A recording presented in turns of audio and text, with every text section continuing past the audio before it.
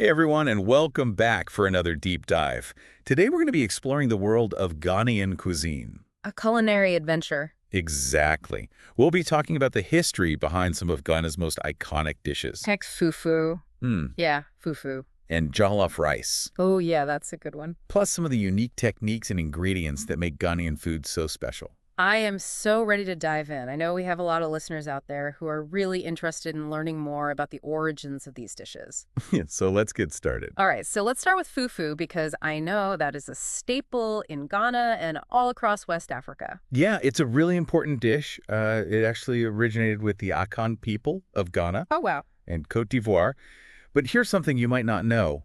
One of the key ingredients in modern fufu cassava wasn't actually introduced to Africa until the 16th century. Really? So what did they use before cassava? Yams. Yams. Yep, there were similar dishes before cassava came along, but when it arrived from South America, it eventually became a central part of fufu as we know it today. So it's like this fascinating example of how ingredients can travel across continents and transform culinary traditions over time. It really is. Okay, so speaking of culinary journeys, we got to talk about jollof rice. Oh, yeah. Because I know there's always a little friendly rivalry about whose jollof rice reigns supreme in West Africa. Of course. So where does Ghana's version fit in?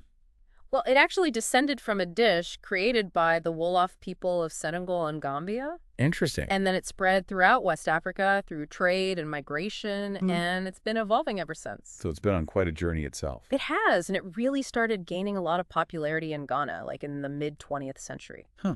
Okay, so it's a relatively recent addition to Ghana's culinary scene. It is. But what makes it unique? Like, what makes Ghanaian jollof rice stand out? Well, the base is this delicious long grain rice, and then you've got your blend of tomato paste and fresh tomatoes. With fresh tomatoes. And then to that, you add onions and peppers for that fragrant punch and warm spices like ginger and garlic. And then, of course, to really round it out, you can add your meat or fish for extra flavor. Oh, that sounds so good. It is. All right, next up, we got to talk about banku.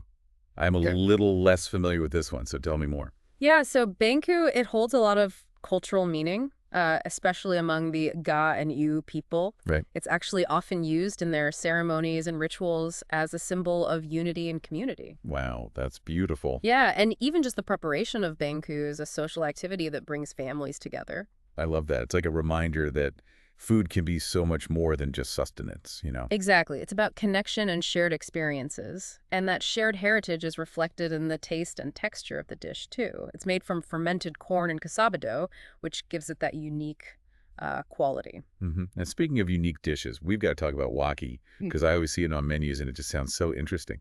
Oh, yeah. Waki is a great example of how culinary traditions can kind of blend and evolve together.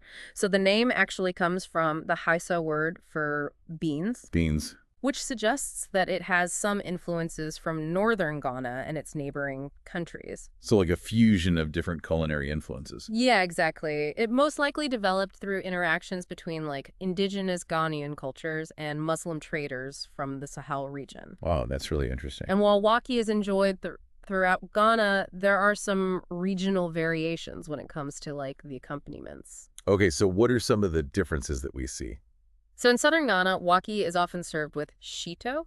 Shito? It's this spicy pepper sauce. Okay. And then along with that, they usually add gari, which is a type of cassava flour, and fried plantains to add some sweetness. Ooh, interesting. What about in northern Ghana?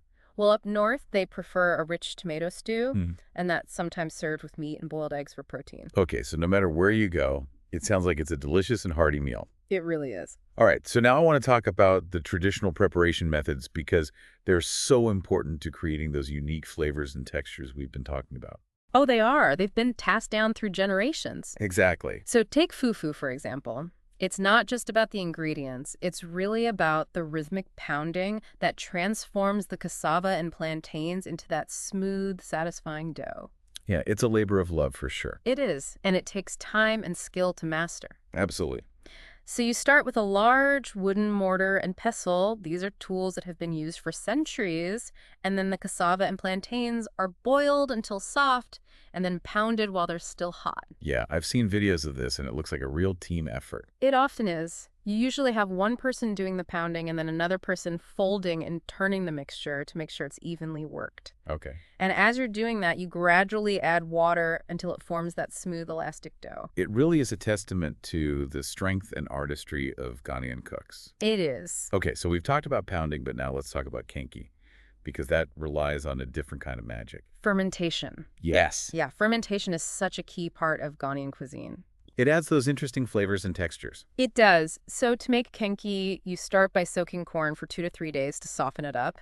And then it's milled into a paste and left to ferment for a couple more days. So that's where those natural yeasts and bacteria come in, creating that tangy flavor. Exactly. And during that fermentation process, the dough develops that characteristic slightly sour aroma. I see. And once that happens, it's time for kneading and shaping. So it's not just a matter of letting it sit there. Right. There's a real art to this process. There is.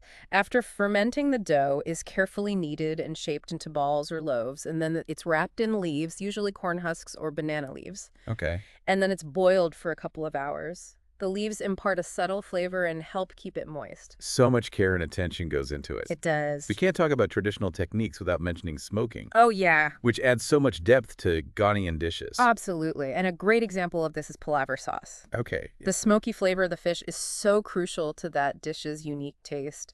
I'm intrigued. Tell me more about that process. So you start by cleaning and salting the fish, and then you arrange it on smoking racks. Got it. And those racks are placed over a fire built with aromatic woods, and that's what infuses that smoky flavor into the fish. That sounds incredible. It feels almost ritualistic, It does. like a connection to ancient traditions. Yeah, and it takes time. The fish is smoked for several hours with occasional turning to make sure it's cooking evenly. Okay. And then once it's perfectly smoked, it's stored in a cool, dry place until it's time to make the palaver sauce. I can't believe how much care goes into just creating those individual ingredients. Me too. Okay, so we've got to talk about groundnuts because I know they're a key ingredient in groundnut soup. Oh, yeah. So what's the traditional method for roasting them? So roasting is really essential for bringing out that rich, nutty flavor of groundnuts. Okay. And there are a couple of traditional methods. One involves roasting them over an open flame, carefully turning them so they cook evenly. And another method uses a clay oven, which imparts a smoky depth to the groundnuts. Wow, it sounds like such a skill. It is. Something that's been passed down through generations. Exactly. So we've talked about some of these key ingredients, but I'm curious to learn about how these techniques and flavors manifest across different regions of Ghana. Are you ready to take a little culinary road trip? Let's go. Awesome. I'm ready. All right, let's start our journey in northern Ghana, a region known for its unique climate and distinct cultural heritage. Sounds delicious. I know, I'm excited. Northern Ghana's cuisine is shaped by, that arid climate and their unique cultural heritage. It's a really distinct culinary tradition. So we'll see the environment and history reflected in the food. Exactly. And unlike the South, where rice is a staple, Northern Ghana relies more on millet and sorghum as their primary grains. Oh, wow. So that's a really clear example of how geography can influence what people eat. Absolutely. What else makes northern Ghanaian food stand out? Well, be prepared for some bold flavors because they're known for their spicy soups and stews. Okay. And they often feature like dried meat and fish, which makes sense for preservation in that drier climate. Yeah, that makes sense. Are there any other unique ingredients that we should be on the lookout for? You'll definitely come across dawa dawa. Dodoa. Yeah, it's made from fermented locust beans. Interesting. And it adds this pungent, earthy depth to dishes. Okay. And you can't forget about the wild greens and herbs that they use, which just brings in that fresh local touch. It really does sound like a delicious adventure for the taste buds. Are there any specific dishes from northern Ghana that you think I should add to my culinary bucket list? You absolutely have to try tuazafi. Tuazafi, okay. Yeah, imagine a thick millet pudding, almost like a polenta, but it's served with a flavorful soup. It's a real northern Ghanaian classic. Tuazafi it is. Yeah. I've got to try that. Okay, so we've explored the north. Now let's head south to the coastal regions of Ghana. I imagine seafood plays a pretty big role there. Yeah. Oh, absolutely. The coastal regions have this incredible seafood culture because, of course, they have access to the Atlantic Ocean. Makes sense. And, each region along the coast boasts its own unique seafood traditions. It's amazing how you can have all these distinct culinary identities even within the same country. It is. So what are some of the seafood specialties that really define the coastal cuisine? Oh, there's so many delicious options, but you definitely have to try Fente Fente. It's a fiery fish stew. Okay, It's bursting with flavor thanks to that fresh fish and all those tomatoes and peppers. I am so there for that. All right. What else should I be on the lookout for? Well, kenki is a staple along the coast, and it's often served with fish and a spicy pepper sauce. And then, of course, we can't forget about grilled tilapia. Oh, yeah. It's a very simple dish, but so satisfying. It's a popular street food, and it just captures the essence of coastal cuisine. Yeah, grilled tilapia sounds like the perfect way to enjoy all those fresh flavors of the sea. It really is. All right, so we've done the north, we've done the coast. Let's head inland now to the Ashanti region. What culinary treasures await us there? The Ashanti region is just steeped in history and tradition, Okay. and that is definitely reflected in their cuisine. They're known for their palm nut soup, Ooh, I've heard of this. also known as a benkwan. It's a signature dish. What's so special about it? Well, it's got this rich, creamy texture and this really unique flavor. Tell me more. So the creamy texture comes from the palm nuts themselves. They're boiled and then pounded to extract their oil in essence. Interesting. And it's often served with fufu. There's that fufu again. It really does seem to be like the versatile base for so many dishes. It is. Okay, what else is the Ashanti region known for? Well, they also have this delicious garden egg stew. Garden egg stew. Yeah, it's a type of eggplant that's simmered in this rich tomato-based sauce. That sounds really good. It is. And they're also known for their diverse cocoyam-based dishes. Cocoyam. Oh, Yeah, and if you're looking for like a nutritious and flavorful way to start your day, you got to try empotampoto. It's a really hearty porridge made from cocoyam plantain and palm oil. Empotam too. I love that. All right. So, as we've been on this culinary road trip, I'm struck by just the sheer abundance and diversity of ingredients used in Ghanaian cooking. Oh, me too. So let's kind of dive into some of these key ingredients and what makes them so significant in Ghanaian cuisine. I think we should start with palm oil Okay. because it is the heart and soul of so many dishes. Yeah. It adds flavor, color, texture. It's often called the liquid gold of Ghanaian cooking. Liquid gold, I love that. It's true. So what makes palm oil so special? Well, it's extracted from the fruit of oil palm trees. Okay. And it's been a cornerstone of Ghanaian cuisine for centuries. It's got this rich, earthy flavor that adds a lot of depth and complexity to dishes. And then it also gives that vibrant red hue. Mm-hmm. But palm oil is not just about the flavor and the aesthetics. It's also packed with nutrients and antioxidants. So it's delicious and good for you?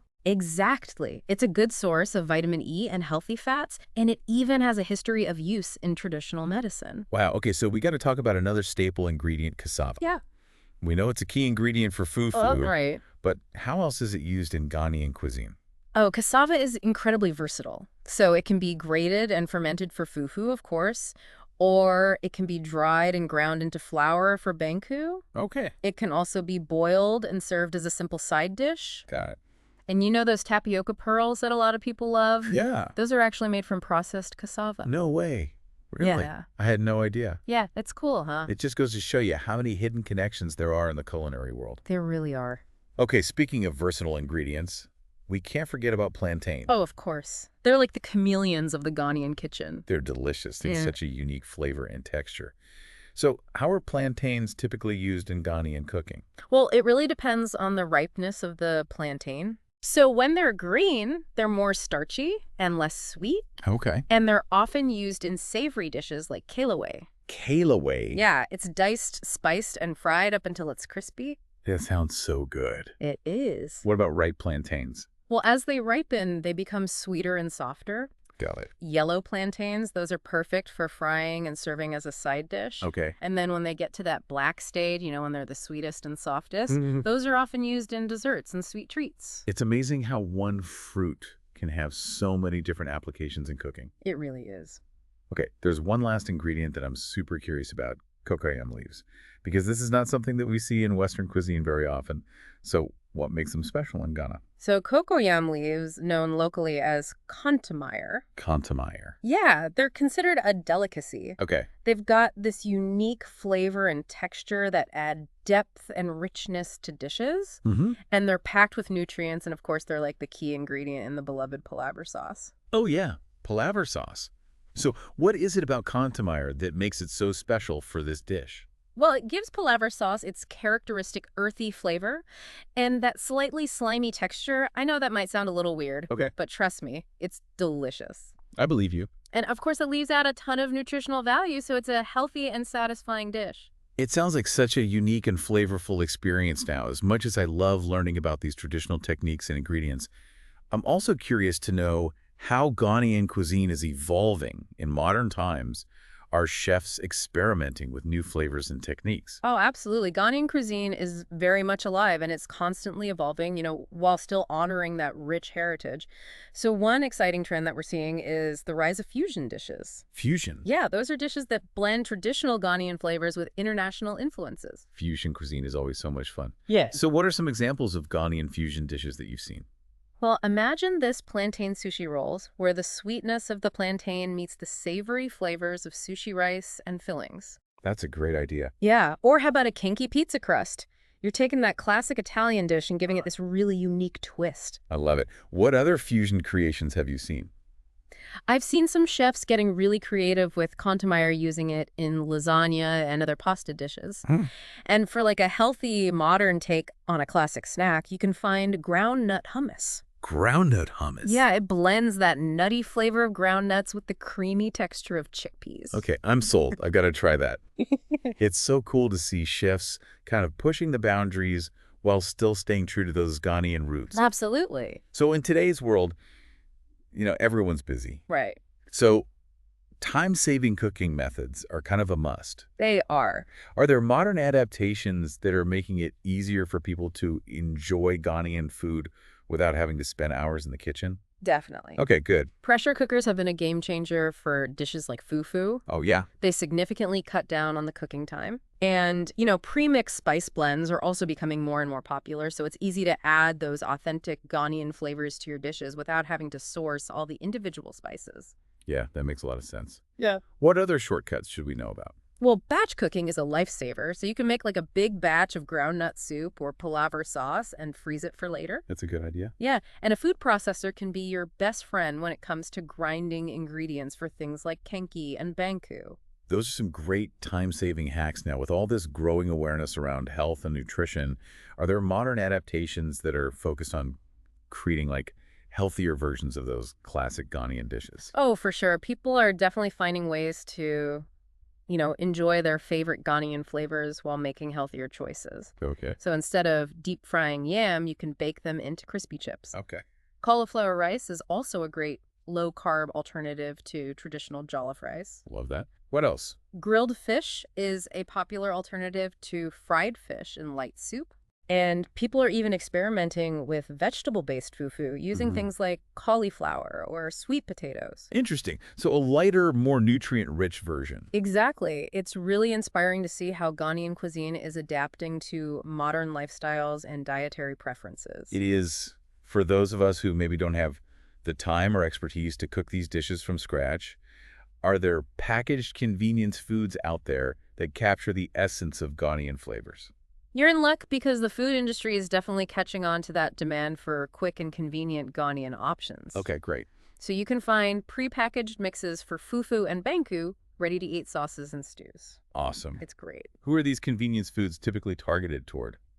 I think they're especially popular with urban dwellers who might not have access to fresh ingredients or the time to cook these elaborate meals. That makes sense. And they're also a great way for the diaspora community to, stay connected to their culinary heritage no matter where they are in the world.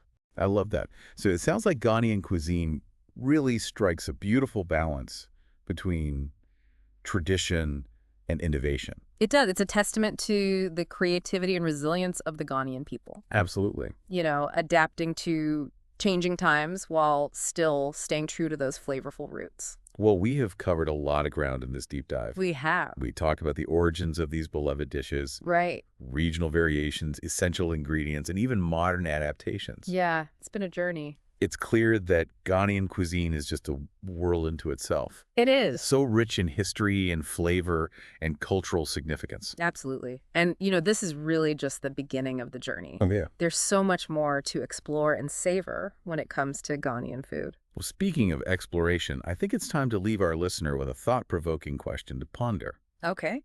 I like it. as they continue their own culinary adventures. Yeah. What modern fusion dish would you create using traditional Ghanaian ingredients and techniques?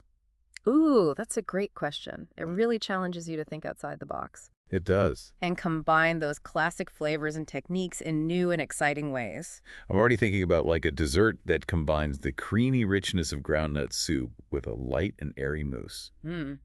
Maybe topped with some candied ginger for a little bit of caramelizing. That sounds incredible. Or how about a savory pancake using kenki batter topped with smoked fish and a dollop of shido Oh, wow. for that fiery kick? I love it. The possibilities are truly endless. They are. This deep dive has been such a culinary revelation for me. I feel like we only just scratched the surface of this incredible cuisine. There's always more to discover. And, the best way to truly experience Ghanaian food is to taste it for yourself. Couldn't agree more to our listeners if this deep dive has sparked your culinary curiosity. I encourage you to seek out a local Ghanaian restaurant or maybe even try cooking a traditional dish at home. It's an adventure for the senses that you won't regret. Well said. A huge thanks to you, our expert guide, for sharing your knowledge and passion for Ghanaian food. My pleasure. And to our listener, thank you so much for joining us on this delicious journey. Until next time, happy eating.